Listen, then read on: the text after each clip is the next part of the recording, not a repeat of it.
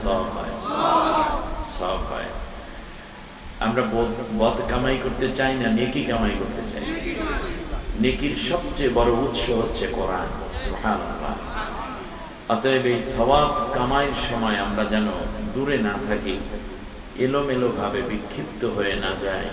কারণ শয়তান চায় না আমরা কোরআনের কাছে আসি। এই পৃথিবীতে কোনো কিতাব পড়ার আগে আউযুবিল্লাহ পড়া দরকার নেই। শুধু একটা কিতাব পড়ার আগে আউযুবিল্লাহি মিনাশ শাইতানির রাজিম পড়তে হয়। সে কিতাবের নাম কি? আল্লাহ তাআলা নিজে বলেছেন, ফাইদা ক্বরাআতাল কুরআনা ফাসতাইদ বিল্লাহি মিনাশ শাইতানির রাজিম। যখন তোমরা কোরআন পড়বে তখন শয়তানের ওয়াসওয়াসা থেকে আমার কাছে আশ্রয় চেয়ে নিও। তার কারণ পৃথিবীর কোনো কিতাব পড়লে শয়তান অসন্তুষ্ট হয় না। চালাও, বেশি বেশি পড়ো। কিন্তু একটা কিতাব, এটা পড়লে শয়তানের গা জ্বালা ধরে যায়। তার কারণ এই কিতাবটার মধ্যে কোনো ভুল নাই। এই কিতাব পড়লে বান্দা সরাসরি আল্লাহ তাআলার সাথে সম্পর্ক বাড়ে। এই কিতাব পড়লে বান্দা আল্লাহর প্রকৃত বান্দা হতে পারে। এই কিতাব পড়লে এই কিতাব তাকে পরকালে সুপারিশ করবে। এই কিতাব পড়লে এই কিতাব তাকে কবরে মুনকার নেকিরের সওয়ালের জবাব দিবে। এই কিতাব পড়লে মৃত্যুর সময় তার আসানিয়াত চলে আসবে। এই কিতাবের বাইরে চলে গেলে কোরআন তার বিরুদ্ধে মামলা দায়ের করবে। অতএব এই কিতাবের ব্যাপারে সবচেয়ে বড় আতঙ্কিত হচ্ছে শয়তান। এই জন্য আল্লাহ তাআলা বলছেন এই কিতাব পড়ার আগে শয়তান থেকে আল্লাহর কাছে আশ্রয় চেয়ে নিন। আর এই জন্য শয়তানের এক নম্বর কাজ হচ্ছে বান্দা যেন কোরআনের কাছে না আসতে পারে, অন্য সব কিছু করুক। তাতে শয়তানের, আপনি বসে বসে জিকির করবেন, শয়তানের কোনো ক্ষতি নেই। তার কারণ কোরআন না পড়ে না বুঝে যদি আপনি জিকির করেন, এই জিকির দ্বারা মূলত কি বলতেছেন আপনি নিজেও বুঝবেন। আপনি নামাজ পড়বেন কিন্তু শয়তান আপনাকে বাধা, তাহাজ্জুদ ও পারলে বিছানা বিছাই দেবে আপনাকে, কিন্তু তার কোনো অসুবিধা নেই। আপনি যা বলবেন তার মধ্যে অনেক ভুল হবে, আর পরের দিন সকালবেলা উঠে আপনি কোরআনের বিরুদ্ধেই কাজ শুরু করে দিবেন। এতে তার কোনো অসুবিধা। অন্য কিতাব পড়বেন, আপনাকে এসে বাতাস করবে শয়তানে, আহা আরো 3 পৃষ্ঠা বেশি করে পড়বেন। কারণ ওটা মানুষের লেখা কিতাব, এটার মধ্যে ভুল আছে। আর কোরআন যদি আপনি পড়েন, নির্ভুল কিতাব হয়ে যায়। নির্ভুল ইলম যখন অর্জন করেন আপনি, নির্ভুল আমল হবে। এটা আপনাকে জান্নাতে নিয়ে যাবে। শয়তান চায় বান্দা আমল করুক কিন্তু ভুল আমল করুক, আর আল্লাহ চান বান্দা আমল করুক, নির্ভুল আমল করুক। এই জন্য আল্লাহ কোরআনকে নির্ভুল করে বানাইয়া দিয়ে বললেন লা রাইবা ফি, এই কিতাবের মধ্যে কোনো কি নাই, ভুল নাই। এজন্য শয়তানের এক নম্বর কাজ হচ্ছে কোরআন থেকে দূরে সরানো। এখন বলেন তো দেখি, আল্লাহর বান্দার এক নম্বর কাজ কি হওয়া উচিত? কোরআন থেকে জ্ঞান নেওয়া, ঠিক না? শয়তানের এক নম্বর যেটা কাজ, আমরা সেটা বিপরীত কাজটা করি। অতএব এই কোরআন থেকে আপনি জ্ঞান নেবেন আর শয়তান আপনার মাহফিল থেকে উঠাইবে না, এটা আপনি চিন্তা করেন। আপনার এখন অনেক রাত দেখাবে, অনেক বলবে আর কত মাহফিল শুনবি, তুই তো বেশ তো এমনি পেয়ে গেছিস, হয়ে গেছে তো কামার কি দরকার আছে। কিন্তু আল্লাহ নবীর সাহাবীগণ রাদিয়াল্লাহু আনহুম, তারা জীবনের শেষ মুহূর্ত পর্যন্ত হযরতে ওমর রাদিয়াল্লাহু তাআলা একটানা শুধু সূরা বাকারা বোঝার জন্য তিনি সময় নিয়েছেন 12 বছর। সুবহানাল্লাহ বলেন। কারণ তিনি যা পড়তেন তা তিনি আমল করতেন। আর আপনি 2 দিন ওয়াজ শুনে মনে করছেন জান্নাতি হয়ে গেছেন। ওমরের চেয়ে বেশি বেটা আপনি না? অতএব কোরআনের কাছে বসে পড়ি, যতক্ষণ আসি বেহেশতের টুকরার মধ্যে আছি। সুবহানাল্লাহ, জান্নাতি পরিবেশে আছি।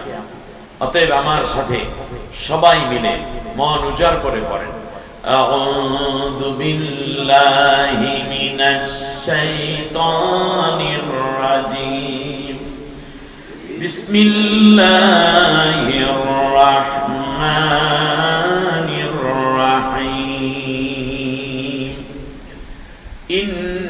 ইন্নাল্লাহা ওয়া মালাইকাতাহু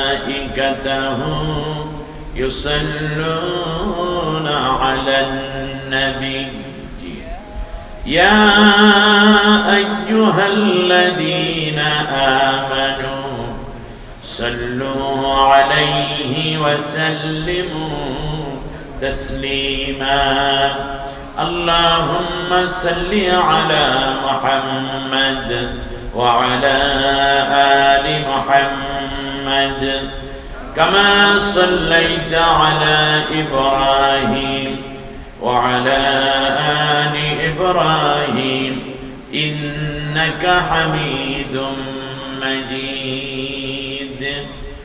सूरत यूसुफ बेदारी हिकमत लुक़मान मां क़ारिए क़ुरआन बारी ऐ दिल शादमान मां बलगल उला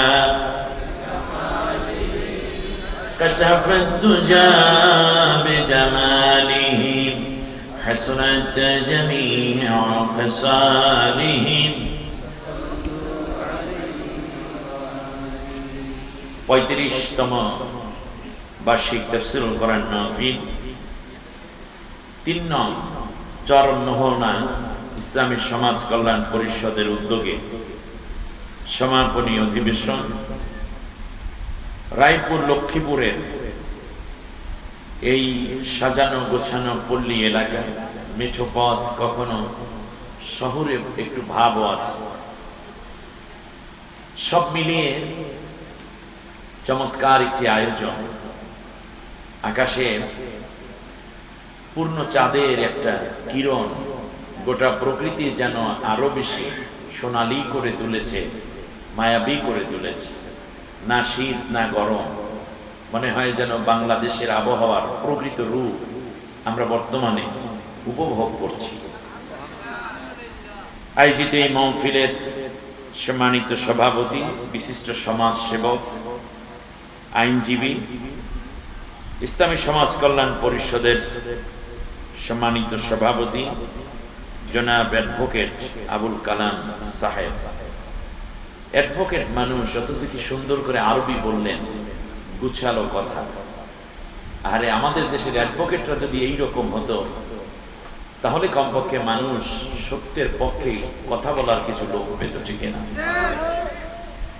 আল্লাহ তাআলা কোরআনের জন্য তাকে সুস্থতা এবং দীর্ঘ নেক হায়াত দান করুন। মঞ্চে উপবিষ্ট আমার বাম পাশে কলিজার ধন হারানো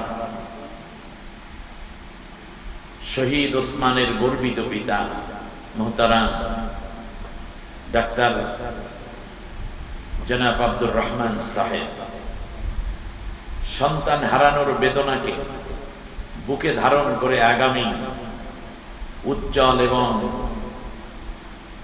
একটি স্বাধীনতার সার্বভৌমত্ব রক্ষায় নিষ্কণ্টক মাতৃভূমি, তার পাশাপাশি স্বাধীনতার সার্বভৌমত্বের পূর্ণ নিরাপত্তা দেখার স্বপ্নে বিভোর, কোরআনের পতাকা উড্ডীন করা এক বাংলাদেশের আকাঙ্ক্ষায় নিজের সন্তানের শোককে শক্তিতে পরিণত করতে চান আপনাদেরকে নিয়ে আজকের এই মাহফিলে এমন গর্বিত পিতাকে পেয়ে আমি ব্যক্তিগতভাবে আল্লাহ তাআলার শুকরিয়া আদায় করছি, দোয়া করছি আল্লাহ তাআলা উসমানকে শাহাদাতের সর্বোচ্চ মর্যাদা দান করুন। আল্লাহ নবী সাল্লাল্লাহু আলাইহি ওয়াসাল্লাম বলেছেন, আমার 4 জন সাহাবী, 4 জন খলিফা। আল্লাহ নবী সাল্লাল্লাহু আলাইহি ওয়াসাল্লাম একটি পাহাড়ে উঠলেন। একদিন পাহাড়ে উঠে তিনি বললেন, এর মধ্যে একজন হচ্ছেন স্বাভাবিক মৃত্যু হবে আর 3 জন শহীদ হবে। সুবহানাল্লাহ। এখানে 5 জন মানুষ নবী সহ বললেন, এই 2 জন হবে স্বাভাবিক মৃত্যু আর 3 জন হবে শহীদ। রাসূল সাল্লাল্লাহু আলাইহি ওয়াসাল্লাম এবং আবু বকর রাদিয়াল্লাহু তাআলা আনহু স্বাভাবিক মৃত্যু হয়েছেন, কিন্তু আর বাকি 3 জন হয়েছেন শহীদ। তার মধ্যে ওসমান রাদিয়াল্লাহু তাআলা আনহু শহীদ, ওমর রাদিয়াল্লাহু তাআলা আনহু শহীদ, আলী রাদিয়াল্লাহু তাআলা আনহু শহীদ। আমি আজকে দোয়া করছি আল্লাহ তাআলা হযরত ওসমান ইবনে আফফান রাদিয়াল্লাহু তাআলা আনহুর সাথে আমাদের এই ছোট্ট ওসমানকে এক জান্নাতে শামিল থাকার তৌফিক দান করুন। এই শোকাহত পরিবারকে আল্লাহ তাআলা ধৈর্য ধরার তৌফিক দান করুন। আল্লাহ ওসমানের কবরটাকে জান্নাতের নূর দিয়ে মুনাওয়ার করে দিন। অন্যান্য অতিথিবৃন্দ, উলামায়ে কেরাম, বিশেষ করে আমার আগে প্রধান অতিথি বক্তব্য দিয়েছেন, হুজুরের বক্তব্যের পরে আসলে আর কোনো কথা থাকে না, যেহেতু তিনি সব কথা বলার চেষ্টা করেছেন, কিন্তু কোরআন তো কেউ শেষ করতে পারবে না, ঠিক না বলেন? আল্লাহ রাব্বুল আলামিন বলেন, قُلْ لَوْ كَانَ الْبَحْرُ مِدَادًا لِكَلِمَاتِ رَبِّي لَنَفِدَ الْبَحْرُ قَبْلَ أَن تَنفَدَ تنفد كلمات ربي ولو جئنا بمثله مددا আল্লাহ রাব্বুল আলামিন বলেন तमाम পৃথিবীর সমস্ত পানিগুলো যদি কালি হয় আর গাছপালা তরুলতাগুলো যদি কলম হয়ে যায়, तमाम পৃথিবীর সব মানুষগুলো যদি লেখা শুরু করে দেয়, লিখতে লিখতে পৃথিবীর গাছপালা তরুলতা এই কলমগুলো শেষ হয়ে যাবে, সমস্ত পানিগুলো নিঃশেষ হয়ে যাবে, এরপরেও কোরআনের ব্যাখ্যা লেখা শেষ হবে না। অন্য আয়াতে আল্লাহ রাব্বুল আলামিন বলেন ওয়ালাউ আন্নামা ফিল আরদি মিন শাজারাতিন আকলামুন ওয়াল বাহরু ইয়ামুদ্দুহু মিন বা'দিহি সাব'আতু আবহুরিম মা নাফিদাত কালিমাতুল্লাহ। আল্লাহু আকবার। সাত সমুদ্রের সাথে যদি আরো সাত সমুদ্রের পানি একত্রিত করে দুনিয়ার মানুষেরা, তামাম পৃথিবীর সব মানুষ আমার কালামের ব্যাখ্যা লেখা, তাফসীর লেখা শুরু করে, সাত সমুদ্রের পানি, মহাসমুদ্রের জলরাশি, তার সাথে আরো যত সাত সমুদ্র যোগ করলে যা হবে সব কালি শেষ হয়ে যাবে, কিন্তু আমি আল্লাহর কোরআনের ব্যাখ্যা লেখা শেষ হবে না।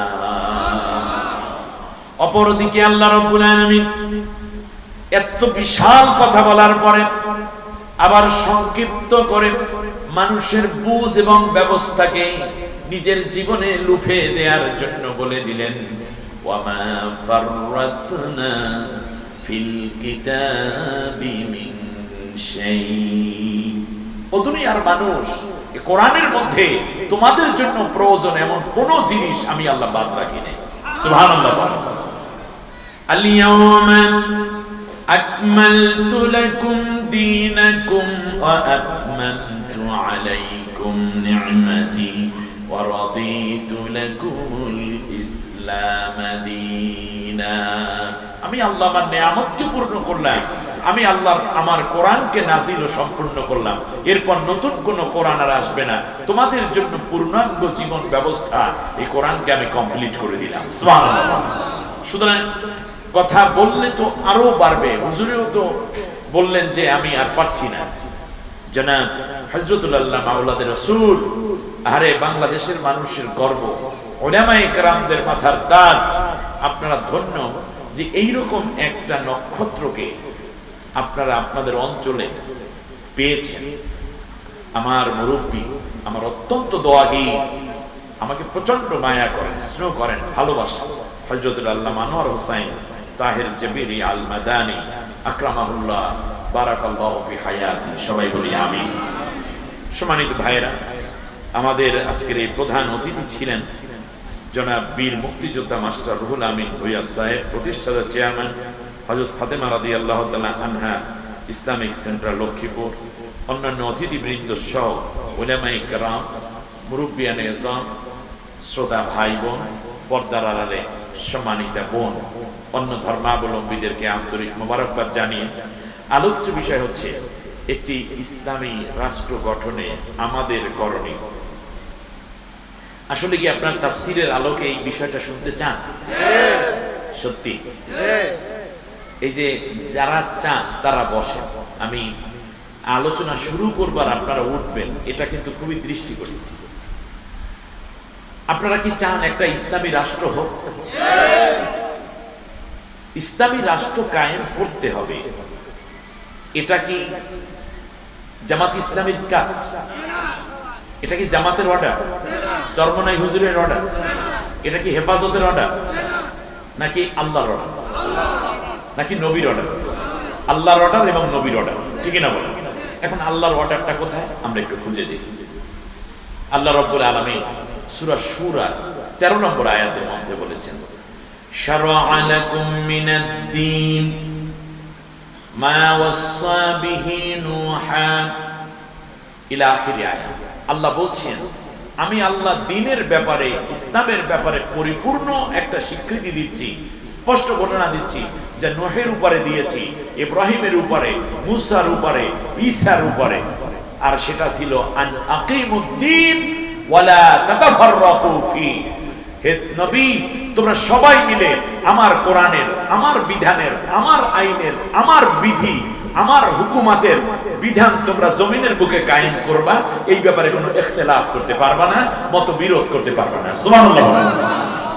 তাহলে এই অর্ডার কার? আল্লাহ তাআলা। দিন কায়েম করতে হবে, একটি ইসলামী রাষ্ট্র কায়েম করতে হবে, এই অর্ডারটা মূলত কার? আল্লাহ। এবার আল্লাহ নবীও এই কাজই করেছেন।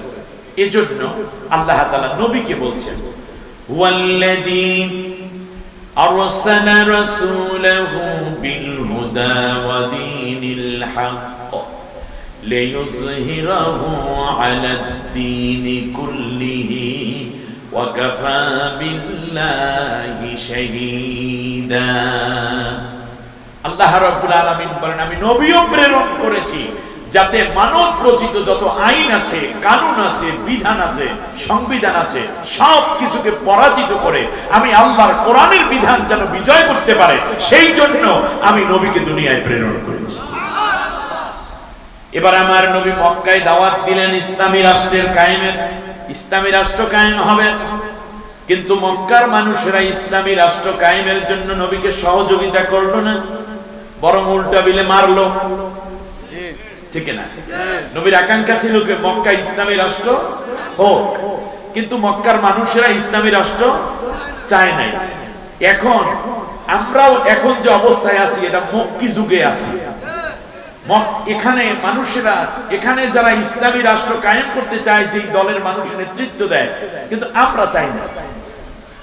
তাহলে আমরা কি চাই না এর দলে থাকবো, নাকি আগামী পার্লামেন্টে আল্লাহর কোরআনের শাসন কায়েম হোক? এই কোরআনের শাসন মানে জামাতের শাসন, চরমনের শাসন। কোরআনের শাসন মানে কার শাসন? আল্লাহর শাসন। আল্লাহর শাসন মানবে কারা? আল্লাহর গোলামেরা। যারা যার শাসন মানে সে তার গোলাম। ঠিক না বলে? আর এই শাসন কায়েম করবে হিন্দুরা, বৌদ্ধরা, খ্রিস্টানরা, ইহুদিরা, নাস্তিকেরা। তাহলে এই শাসন কায়েমের দায়িত্ব কাদের? এই জন্য আমাদেরকে আল্লাহ বলেছেন, তোমরা হইলে খলিফা। আমরা কার খলিফা? খলিফা অর্থ প্রতিনিধি। আমরা কার প্রতিনিধি? আল্লাহর প্রতিনিধি। আমরা প্রতিনিধিত্ব করব কোন হুকুম কায়েমের জন্য? আল্লাহর হুকুম মানে কোরআনের হুকুম। কোরআনের হুকুমাত কায়েমের জন্য আমরা চেষ্টা করব। তাই কোরআনের হুকুমাত কায়েম করার জন্য আল্লাহ আমাদেরকে সুন্নত করেছেন না ফরজ করেছেন? ফরজ করেছেন। সুতরাং মনে রাখতে হবে, এই কাজটা করতে হবে মুসলমানদেরকে। আপনি দাড়ি আছে না নাই সেটা পরে, টুপি পরেন কি না পরেন সেটা পরের কথা। কারণ যারা আল্লাহর হুকুমত কায়েমের জন্য আসবে, তারা এই দাড়ি রাখা, টুপি, এগুলো নরমাল, এগুলো তো অবশ্যই করবে। অতএব আপনি সরসিনা না চরমনাই, মোকামিয়া না ফুরফুরা, বিএনপি না আওয়ামী লীগ, জাতীয় পার্টি না জাসদ, আপনি এই দিকে না ওই দিকে, চরমনাই নাকি হেফাজত, জামাতি ইসলামী নাকি খেলাফত, আপনি সিস্তিয়া না কাদরিয়া, মুহাম্মাদিয়া না নকশবন্দিয়া, আপনি শাহনাফি না শাফি, মালিকি না হাম্বলি, আহলে হাদিস নাকি মাতখালি, মাযহাবি না লামাযহাবি, জোরে জিকির নাকি আস্তে জিকির, পাঁচকল্লি নাকি গোল, ফারা পাঞ্জাবি নাকি লম্বা পাঞ্জাবি, কল্লিওয়ালা নাকি কল্লিবিহীন, প্যান্ট পরেন না পাঞ্জাবি পরেন, শার্ট পরেন না জুব্বা পরেন, আল্লাহর কাছে এইটা দেখার বিষয় নয়। তুই আমার গোলাম, আমার হুকুম মানবি, আমার হুকুম মানলে তুই আমার গোলাম, আমার হুকুম না মানলে তুই শয়তানের গোলাম।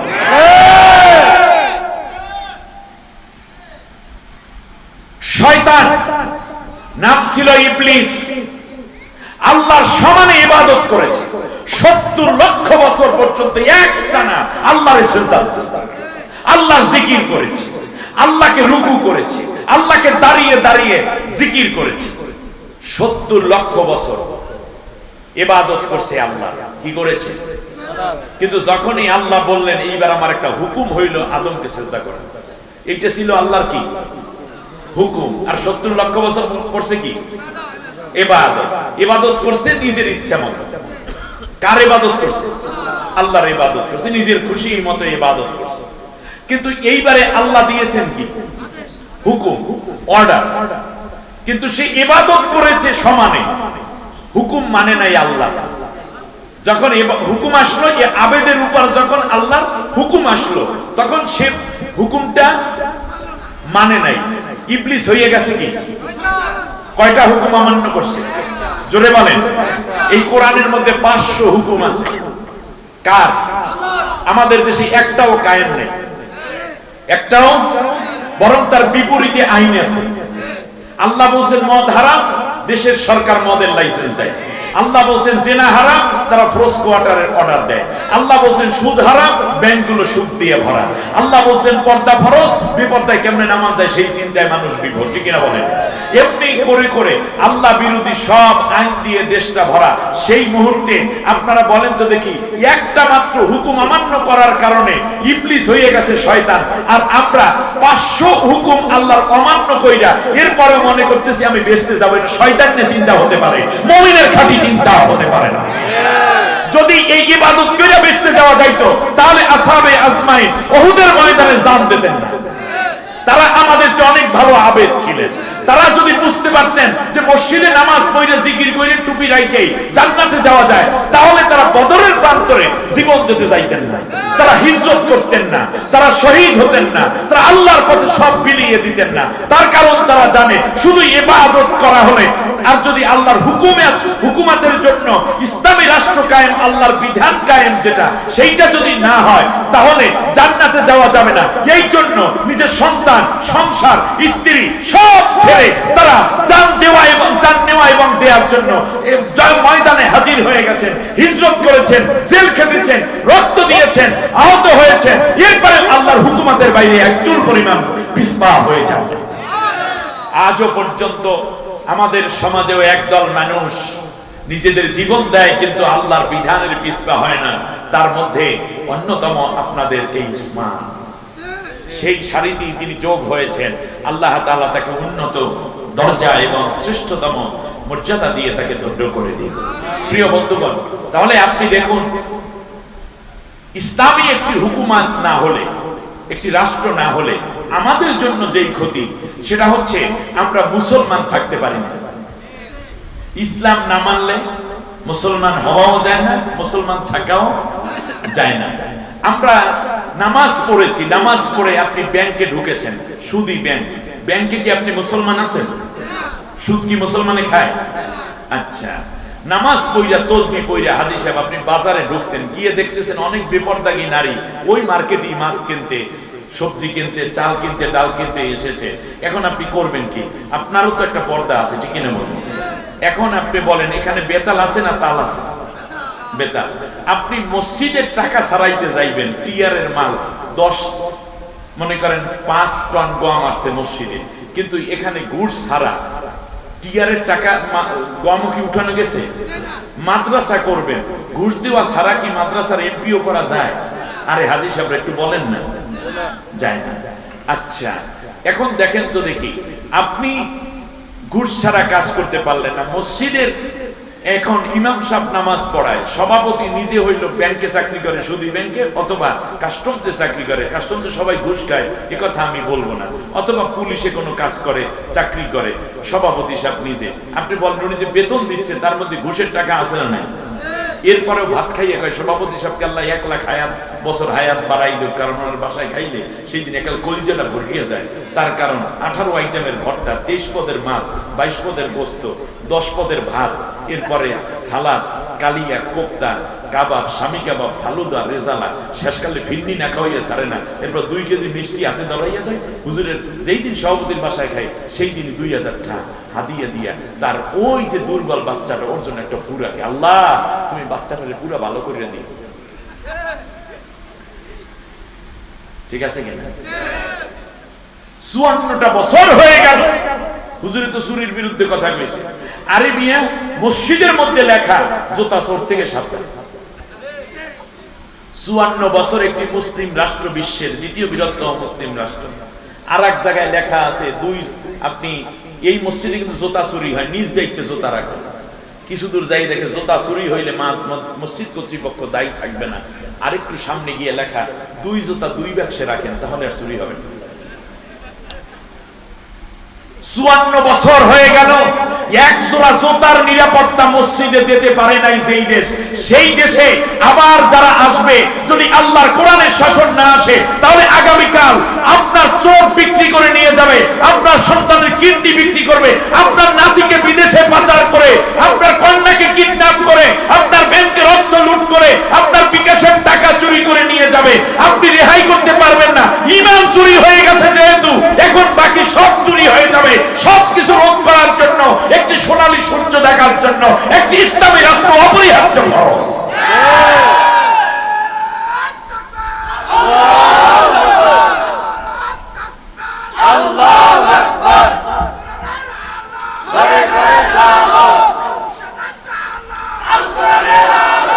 এবার খেয়াল করো, আল্লাহর নবী মক্কায় ইসলামী রাষ্ট্র কায়েম করতে পারেন নাই। তার কারণ মুমিনের ঈমান এবং মুসলিমদের ইসলাম পুরোপুরি চলতে হলে সে নিজে মানে ইসলাম। আচ্ছা, মনে করেন আপনি নামাজ পড়েন, কিন্তু রাষ্ট্র হলে সব মানুষ নামাজ পড়তে, মুসলমান হলে সে নামাজে রাজি হয়ে যাবে। সুবহানাল্লাহ।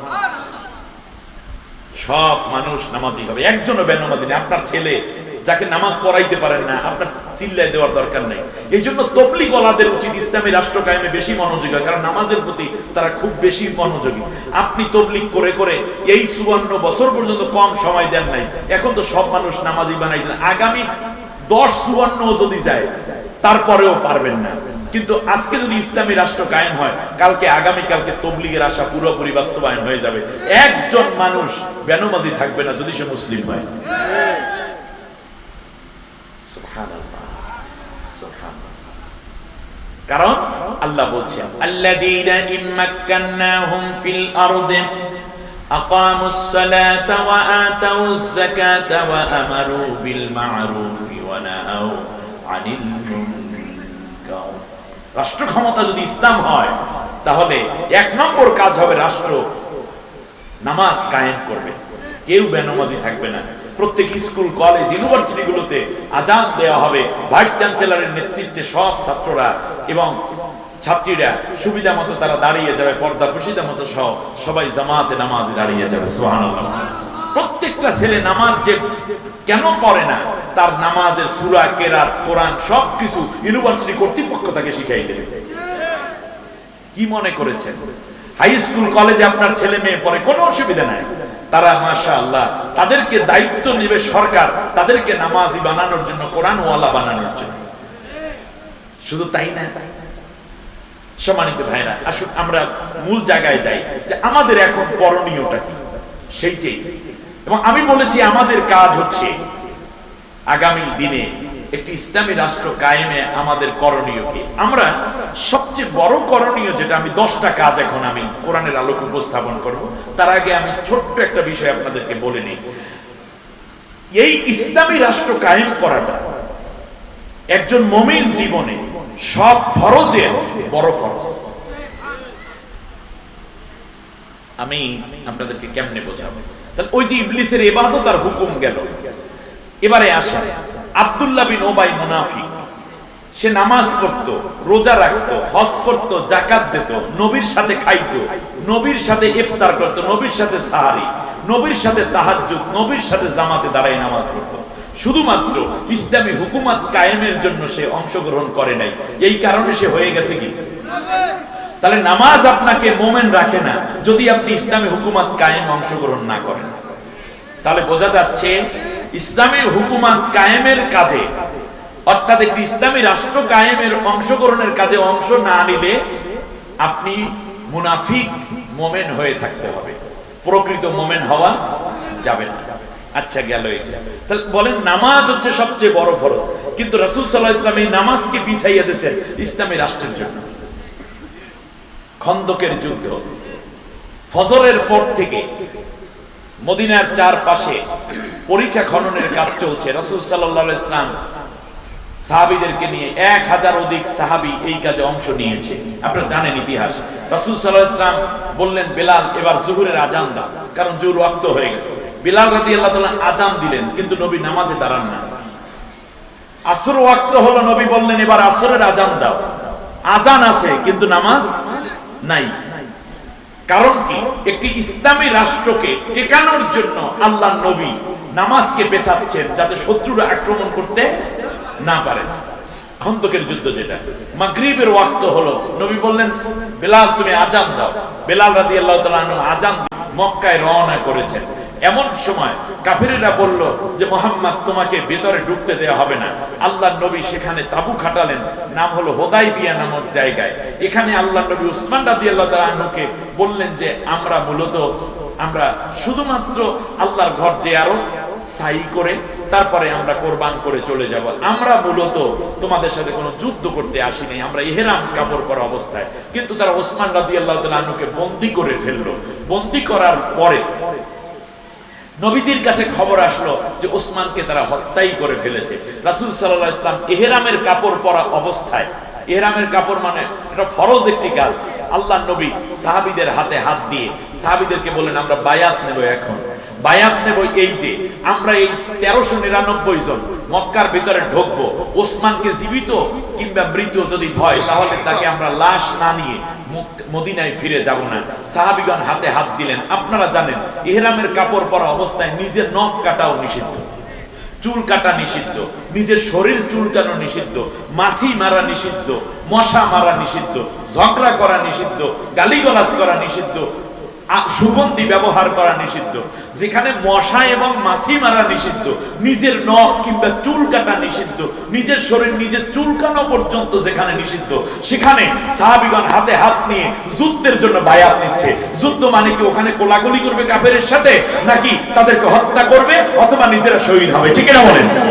তাহলে আপনি দেখুন সেখানে আল্লাহ তাআলা বললেন হে নবী ইন্নাল্লাযীনা ইউবাইয়ুনাকা ইন্নামা ইউবাইয়ুনাল্লাহ, হে নবী তোমার হাতে যারা বায়াত নিয়েছে তারা তোমার হাতে বায়াত নেয় নাই, তারা আমি আল্লাহর হাতে বায়াত নিয়েছে। ইয়াদুল্লাহি ফাওকা আইদিহিম, তাদের হাতের উপরে আমি আল্লাহর হাত ছিল। লাকাদ রাদিয়াল্লাহু আনিল মুমিনিনা ইয ইউবাইয়ুনাকা তাহতাশ শাজারা, যারা তোমার হাতে বায়াত নিয়েছিল সেই দিন ইহরামের কাপড় পরা অবস্থায় আমি সবার উপর রাজি এবং খুশি হয়ে গেছি। তাহলে বলুন দেখি এখানে হজের গুরুত্ব বেশি হলো নাকি আল্লাহর দ্বীন প্রতিষ্ঠা করা রাষ্ট্র কায়েম বেশি গুরুত্ব হলো? স্বামী স্ত্রী সহবাসের পরে গোসল করা কি? কিন্তু আপনি কি একবার খেয়াল করে দেখেছেন হানজালা রাদিয়াল্লাহু তাআলা আনহু স্ত্রীর সাথে সহবাস হলো, সামনে পানি উপস্থিত হলো, এমন সময় কে যেন ডাক দিয়ে যায় উহুদের ময়দানে নবী আহত হয়ে গেছেন।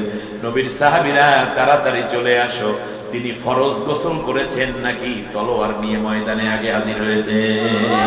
তাহলে হানজালা রাদিয়াল্লাহু তাআলা কি জানতেন না গোসল করা ফরজ? এটাও তিনি জানতেন গোসল করা ফরজ, কিন্তু তার চেয়ে বড় ফরজ হইল আল্লাহর দ্বীন কায়েম করা, বাতিলের মোকাবেলায় আল্লাহ রাব্বুল আলামিনের কোরআন দিয়ে পরিচালিত মদিনার রাষ্ট্রকে হেফাজত করা। কিন্তু আমরা জানি শুধু স্ত্রীর সাথে গোসল করলে ফরজ, কিন্তু দ্বীন কায়েমের আন্দোলন যে তার চেয়ে বড় ফরজ এইটা আমরা জানি না, আমাদের হুজুরেরা জানায়ও না। আপনি খেয়াল করুন বিশ্বনবী সাল্লাল্লাহু আলাইহি ওয়াসাল্লামের সাথে গিয়ে যুদ্ধ করলেন, হযরত হানজালা শহীদ হলেন। আল্লাহর নবীর প্রিয়তম সাহাবী হানজালা সহ নবীজি সবাই লাশগুলো যখন জড়ো করলেন, কিন্তু হানজালার লাশটা খুঁজে পাওয়া যাচ্ছিল না। এমন সময় হানজালার স্ত্রী দৌড়ে গিয়ে বলল ইয়া রাসূলুল্লাহ, আমার স্বামীকে গোসল করাতে হবে, অন্য শহীদদের গোসল হবে না। তার কারণ রক্ত মাখা জামা কাপড় দিয়েই তাদেরকে গোসল করানো। শহীদরা এই রক্ত মাখা জামা কাপড় নিয়ে কিয়ামতের ময়দানে আল্লাহর কাছে হাজির হয়ে বলবে আল্লাহ তোমার কোরআনের জন্য, তোমার দ্বীনের জন্য, একটি ইসলামী রাষ্ট্র কায়েম করার জন্য আল্লাহ আমি শহীদ হয়ে গেছি, সুতরাং তুমি আমার আর কি হিসাব দিবা? আল্লাহ বিনা হিসাবে শহীদদেরকে জান্নাত দান করবে। কিন্তু হানজালার তো গোসল ফরজ, তাকে তো গোসল দিতে হবে। আল্লাহর নবী বললেন সাহাবীরা দেখো কোথায় আছে হানজালার লাশ, খুঁজে পাওয়া যাচ্ছে না। আল্লাহর নবী সিজদায় পড়ে গেলেন, ও আল্লাহ আমার হানজালাকে কি কাফেররা কিডন্যাপ করে ফেলেছে, গুম করে ফেলেছে, লাশটা কি ছিনতাই করে নিয়ে গেল? আমার হানজালার লাশটা আমি ফেরত চাই, দুনিয়ায় শেষবারের মতো আমার কলিজার টুকরা সাহাবীটা দেখে নিতে চাই। আল্লাহর নবী সিজদার মধ্যে জিবরিল আমিন এসে আল্লাহর নবীর মাথা মোবারকের মধ্যে জিবরিল আলতো করে হাত বুলিয়ে বলছে, ইয়া রাসূলুল্লাহ, হানজালার গোসল দুনিয়ার কোনো জায়গায় হবে না, দুনিয়ার পানি দিয়ে হবে না।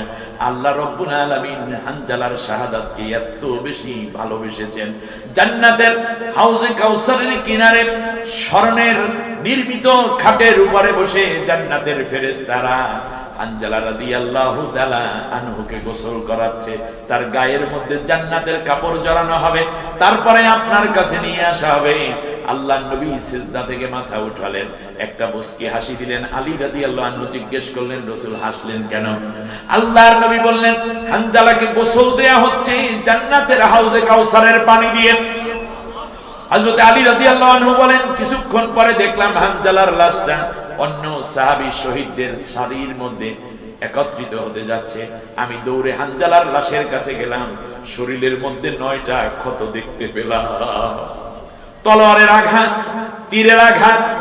আমি আরো দেখতে পেলাম হানজালার গোটা শরীর ভেজা, তার জান্নাতের ঘেরান আসতেছিল তার দেহ থেকে।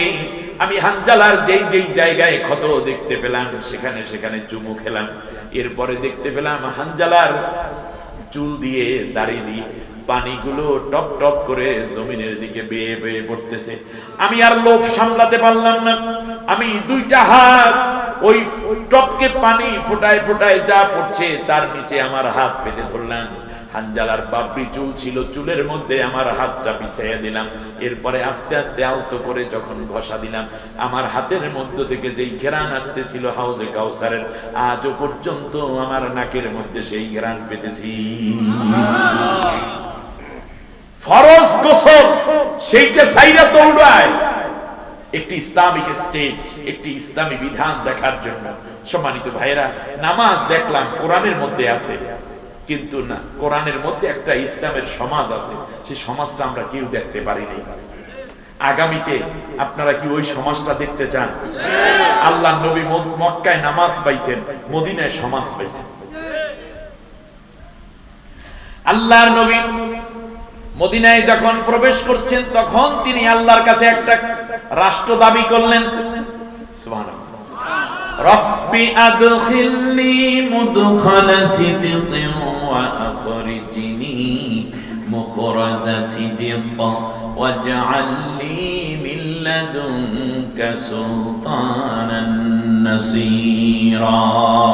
আল্লাহ, তুমি আমাকে আমানতদারিতার সাথে, সত্যবাদিতার সাথে এই মদিনায় প্রবেশ করাও, এখান থেকে বের করে নিয়ে ওইভাবেই সত্যতার সাথে।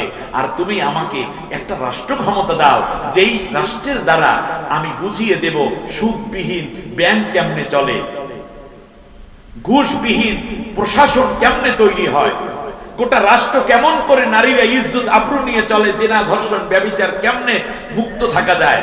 আমাকে তুমি এমন একটি রাষ্ট্র দাও যেখানে মদ মাদক মুক্ত একটি সমাজ হবে, সন্তানরা, আমার যুব সমাজ নষ্ট হয়ে যাবে না। আল্লাহ, তুমি আমাকে এমন একটা রাষ্ট্র ক্ষমতা দাও যেখানে আমি মানুষকে বুঝিয়ে দেব ন্যায় বিচার কাকে বলে, তোমার কোরআন দিয়ে কিভাবে ন্যায় বিচার প্রতিষ্ঠা করা যায়, কেমন করে মেম্বার চেয়ারম্যানরা দায়িত্ব পালন করে, কেমন করে নারীরা তাদের অধিকার পায়, শিশুরা তাদের অধিকার পায়, যুবকরা তাদের মন এবং তাদের চিত্তকে কিভাবে পবিত্র বিনোদন দিয়ে ভরতে পারে, কিভাবে মা বাবাকে সম্মান করতে হয়, কিভাবে বৃদ্ধ মানুষের সমাজের মধ্যে কেমন করে ইসলামের একটা ছায়াতলে আসলে পরিবেশটা কেমন হয়, এটা যেন দেখাইয়া দিতে পারি। আল্লাহ গো, তুমি আমার ওই রকম একটা রাষ্ট্র ক্ষমতা দান করো। হযরতে ইউসুফ আলাইহিস সালাম আল্লাহর কাছে চাইলেন, ক্বালা জাআলনি আলা খাযাইনিল আরদ, আমাকে কৃষি মন্ত্রণালয় এবং আমাকে খাদ্য মন্ত্রণালয় দাও। দেখছেন, ক্ষমতা চাইয়া লইতেছে। সুবহানাল্লাহ। ওয়াকাযালিকা মাক্কান্না লিইউসুফ, এমনি করে ইউসুফকে আমি মিশরের প্রেসিডেন্ট বানাই দিয়েছি। সুবহানাল্লাহ। হযরত সুলাইমান আলাইহিস সালাম বললেন, আল্লাহ এমন রাষ্ট্র দাও, লা ইয়ামবাগি লিআহাদিন মিনাল আলামিন, পৃথিবীতে এত বড় রাষ্ট্র যেন কেউ না পায়। যুলকারনাইন তামাম দুনিয়ার বাদশা আল্লাহর কাছ থেকে চেয়ে নিয়েছে। দাউদ আলাইহিস সালাম রাষ্ট্র ক্ষমতা চেয়ে নিলেন আল্লাহর কাছ থেকে। আল্লাহর কাছ থেকে হযরতে মুসা আলাইহিস সালামকে আল্লাহ বললেন, আমি আল্লাহ তাআলা আতাইনাহু মুলকান আযীমা, বিশাল এক রাষ্ট্রের প্রধানের দায়িত্ব আমি আমার এই মুসাকে দান করেছি। ইব্রাহিম আলাইহিস সালামকে আল্লাহ বিশাল রাষ্ট্রের রাষ্ট্রপ্রধান বানাইলেন। সুবহানাল্লাহ বলবেন না আপনারা? এই জন্য একটি ইসলামী রাষ্ট্র এটা মুমিন জীবনের সবচেয়ে বড় আকাঙ্ক্ষা। বলেন কি সবচেয়ে বড়? এখন সবাই তো নেতা হবে না, এই জন্য আসুন আমরা সরাসরি কোরআনের মধ্য থেকে একটি ইসলামী রাষ্ট্র কায়েমের জন্য করণীয় কি আমরা একেবারে সংক্ষেপে কিছু কথা বলার চেষ্টা করবো ইনশাআল্লাহ। আচ্ছা দেখি, যেহেতু শ্রোতাদের মধ্যে আমার ঢোকার সুযোগ আছে, সেই জন্য আমি আপনাদের কাছে জানতে চাই, এই মুহূর্তে বলেন তো দেখি, কি করলে বাংলাদেশ ইসলামী রাষ্ট্র হইবে? আপনারা কি করলে, সংক্ষেপে বলেন, আপনারা কি করলে, দেশের মানুষ কি করলে একটা ইসলামী রাষ্ট্র কায়েম হবে আগামী দিনে বাংলাদেশে? বলেন তো দেখি।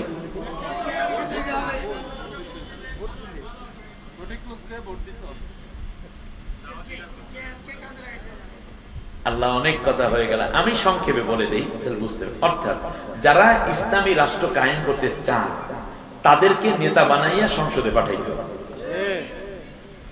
কারণ কিভাবে রাষ্ট্র কায়েম হবে ওইটা তাদের একাডেমিতে আছে, তাদের দলে চর্চা আছে, তারা জানে। এখন শুধু যারা বলবে যে আমাদেরকে সমর্থন দিলে আমরা আল্লাহর কোরআন দিয়ে দেশ চালাবো, আমরা কোনো প্রকার চিন্তা না করে তাদেরকে আমরা সমর্থন দিয়ে দেবো যে হ্যাঁ আল্লাহ এই ব্যক্তি কোরআনের পক্ষে রায় চেয়েছে, আমি তোমার পক্ষে আমি রায়টা দিয়ে দিলাম, এ যেন ইসলামী রাষ্ট্র কায়েম করে, সেই জন্য আমি তাকে সমর্থন দিলাম, অ্যাটলিস্ট ভোট দিয়ে দিলাম। এই কথাটাই তো আমরা বলতে চান নাকি? একেবারে সংক্ষেপ হয়ে গেল না? কিন্তু আমি এখানে একটা ছোট্ট ক্লু দিতে চাই আপনাদেরকে। সেটা হচ্ছে, আমাদের দেশে এক শ্রেণীর ভাইয়েরা, এটা আলোচনায় আসবে, আমাদের দেশে এক শ্রেণীর ভাইয়েরা মনে করেন সশস্ত্র সংগ্রাম ছাড়া খেলাফত প্রতিষ্ঠা সম্ভব না। কিন্তু আমি এখানে একটা ছোট্ট দৃষ্টিভঙ্গি পেশ করি। রাসূল সাল্লাল্লাহু আলাইহি ওয়াসাল্লাম জীবনে 27টা যুদ্ধ করেছেন নিজে নেতৃত্ব দিয়ে, এবং 36টা যুদ্ধ হয়েছে তার সময়। আপনারা বলেন, তিনি কি নিজের দেশের লোকদের বিরুদ্ধে একটি যুদ্ধও করেছেন? মক্কায় আল্লাহর নবী যতদিন ছিলেন সেখানে ইসলামী রাষ্ট্র ছিল না, এরপরেও বিশ্বনবী সাল্লাল্লাহু আলাইহি ওয়াসাল্লাম মক্কার কোন লোককে ইসলামী রাষ্ট্র কায়েম এর জন্য বিরোধিতা করার কারণে তাদের বিরুদ্ধে তলোয়ার ধরেছেন, অস্ত্র ধরেছেন, এরকম একটি প্রমাণও কি কেউ দিতে পারবেন? তার কারণ আপনি যে দেশে বাস করেন সেই দেশে ইসলাম প্রতিষ্ঠার জন্য নিজের স্বদেশের লোকদেরকে হত্যা করা, এটা ইসলাম কোনোদিন সমর্থন দেয় না।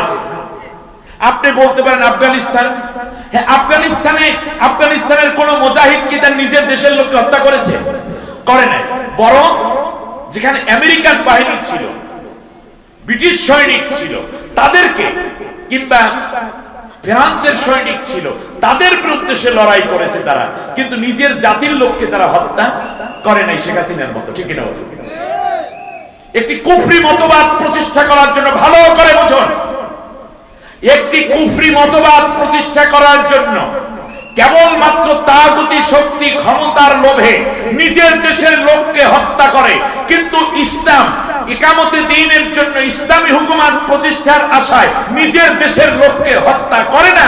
এই হত্যা ইসলাম অনুমোদন দেয় না বলে আল্লাহর নবী মক্কায় এত নির্যাতন সয়েছেন, কিন্তু কোন একটা কাফেরকে হত্যা করার কোন প্রমাণ কেউ দিতে পারবে না। নবী চলে গেলেন মদিনায়।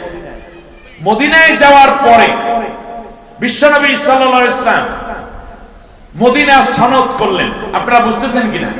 সেই সনদের অধীনে কাফেররা ছিল, মাজুসি ছিল, মূর্তি পূজক ছিল, মুশরিক ছিল, এরপরে নাস্তিক ছিল, ইহুদি ছিল, খ্রিস্টান ছিল। আপনারা বলুন তো দেখি, আল্লাহর নবী কি তাদের বিরুদ্ধে লড়াই করেছেন, নাকি তাদেরকে একত্রে সাথে নিয়ে আল্লাহর কোরআনের কাজ করেছেন? তাহলে যুদ্ধ করেছেন কাদের বিরুদ্ধে? ওই রাষ্ট্র যারা দখল করতে এসেছে তাদের বিরুদ্ধে। বদরের যুদ্ধ কি মদিনার মানুষের বিরুদ্ধে হয়েছে?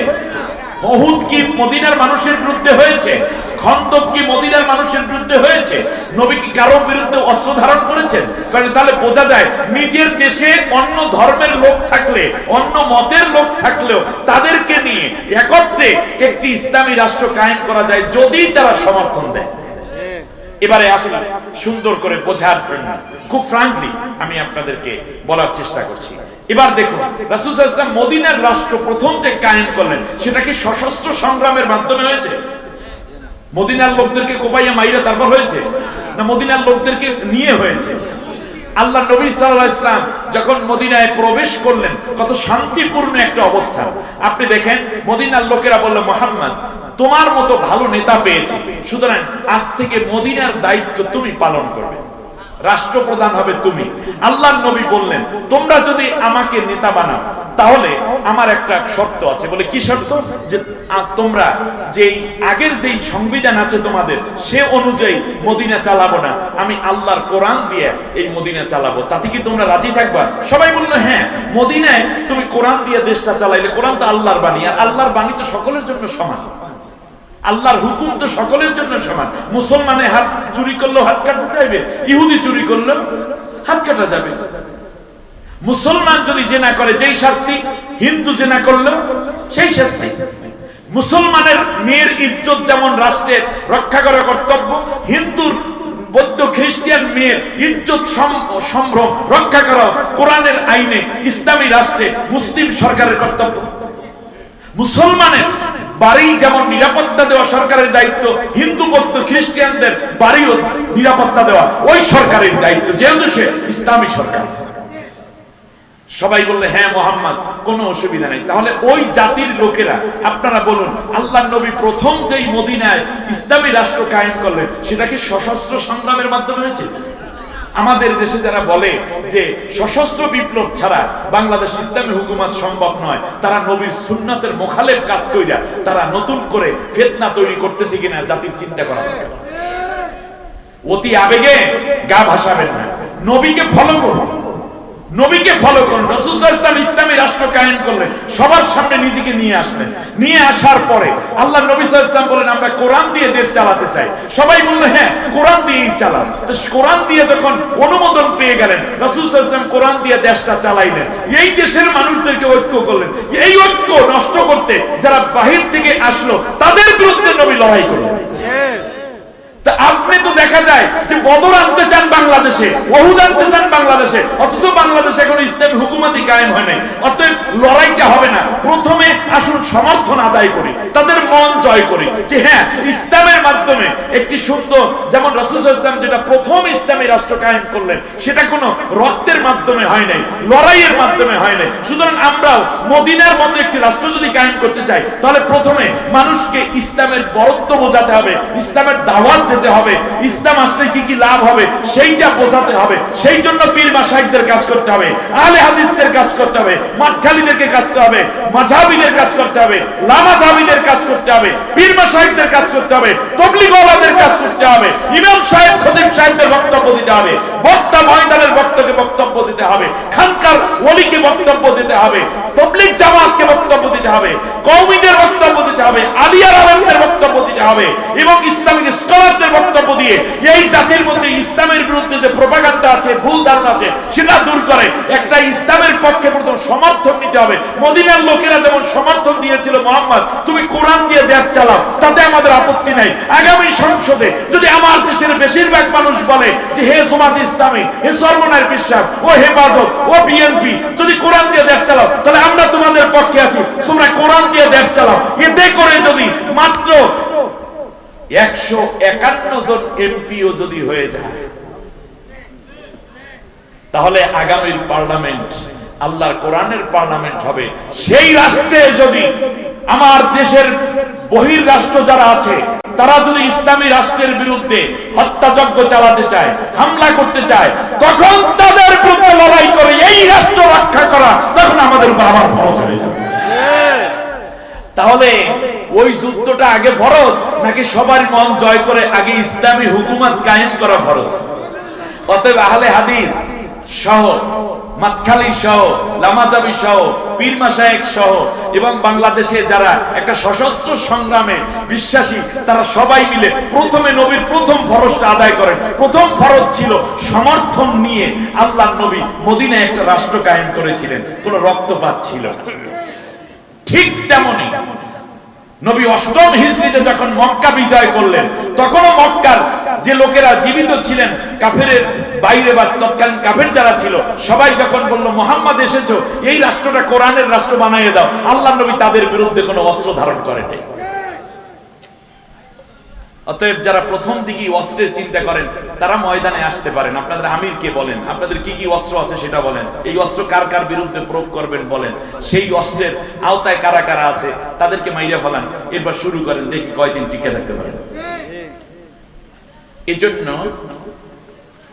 আপনাদের এই যে যারা উচ্ছৃঙ্খল গুরু, তাদের কথার বিপরীত কথাগুলো কি আপনারা বুঝতে পেরেছেন? তাদের চিন্তাটা যে বড় ভুল সেটা কি আপনারা বুঝতে পেরেছেন? আমি কিন্তু কোনো আবেগ বিবর্জিত মহাসত্যকে উপস্থাপনার চেষ্টা করেছি।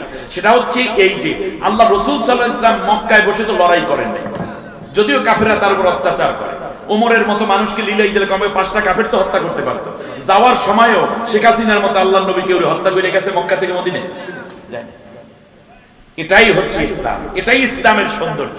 এরপরে নবী মদিনায় গেছেন, মদিনায় নবী রাষ্ট্রপ্রধান হলেন কিসের ভিত্তিতে? লড়াইয়ের ভিত্তিতে নাকি সমর্থনের ভিত্তিতে? জোরে বলেন। ওই সমর্থনকে ইংলিশে কি বলে? সাপোর্ট। এই সাপোর্টটা দেওয়ার প্রমাণটা কি? আপনি সে খেয়াল করতে পেরেছেন? ভোট দেয়া। অর্থাৎ আমরা যদি কোরআনের পক্ষে ভোট দেই তাহলে ইসলামী হুকুমত কায়েম হয়। তা ভোটের মাধ্যমে যেটা পারা যায়, নবী সাল্লাল্লাহু আলাইহি ওয়াসাল্লাম প্রথমে এটা করেছে। সেই সময় এই রকম ভোট ছিল। তবে হ্যাঁ, গণতন্ত্র, এখানে কথাটা বলে রাখা দরকার যেহেতু রেকর্ড হচ্ছে। গণতন্ত্র, এই গণতন্ত্রটা যেটা প্রচলিত গণতন্ত্র আব্রাহাম লিঙ্কনের আছে, সেখানে জনগণের সরকার, জনগণের দ্বারা সরকার, জনগণের জন্য সরকার, government for the people, of the people, by the people. এটা ঠিক আছে, কারণ রাসূল সাল্লাল্লাহু আলাইহি ওয়াসাল্লাম তো সাহাবীদেরকে নিয়ে পরামর্শ করে এই কাজ করতেন। গণতন্ত্রের কিছু শাখা আছে যার সাথে ইসলাম একমত নয়। যেমন সার্বভৌমত্বের ব্যাপারে বলা হয়েছে সার্বভৌমত্বের মালিক হচ্ছে জনগণ। আর আমরা মুসলমানরা বিশ্বাস করি সার্বভৌমত্বে এই জমিনের মালিক কে? কথায় কোনো ভেজাল আছে?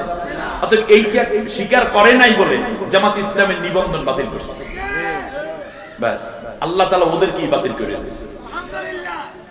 দ্বিতীয় হচ্ছে গণতন্ত্রের আরেকটি কথা আছে, যেটা হচ্ছে মানুষ হচ্ছে সমস্ত, জনগণ হচ্ছে সমস্ত ক্ষমতার উৎস। নাউজুবিল্লাহ। এই মানুষ, জনগণ সমস্ত ক্ষমতার উৎস, এইটা জামাত কেন করে নাই? এই কারণে ফ্যাসিস্ট সরকার জামাত ইসলামের নিবন্ধন বাতিল করে রেখেছে। কিন্তু আমরা বিশ্বাস করি সমস্ত ক্ষমতার উৎস কে? অতএব এই জায়গায় আমরা একমত হতে পারিনি। কিন্তু মানুষের সমর্থন নিয়ে সরকার হতে হয়, এই কথার সাথে আল্লাহ। প্রতিদান টিভি সুস্থ বিনোদনের এক প্রতিচ্ছবি।